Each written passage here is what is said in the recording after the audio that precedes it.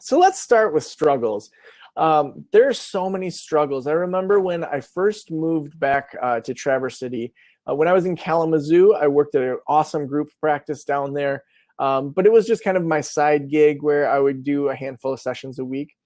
And I moved back to Traverse City, knew that I was going to have a full-time job for a bit because of where we were at. So I was a foster care supervisor, and I wanted to keep paying off student loans. And so I launched a private pay, private practice. And that wasn't because I had this deep kind of desire to do private pay, but it was that I just couldn't get onto any insurance panels. The insurance panels were all closed, and I said, well, I want to open. And so I negotiated my rent to be 20% of what I brought in, subletting. Just used it here and there throughout to see people on a lunch hour, before work at 7 a.m. or after work at 4:30 or 5. I was open with my boss about it, but there was so much I didn't know. I didn't know how to make a website. I remember I put on Facebook, does anybody know how to make a website? And Monica, who has Sandhill Counseling down in St. Louis, she said, oh, I made a website using Microsoft Office 360, which isn't even around anymore.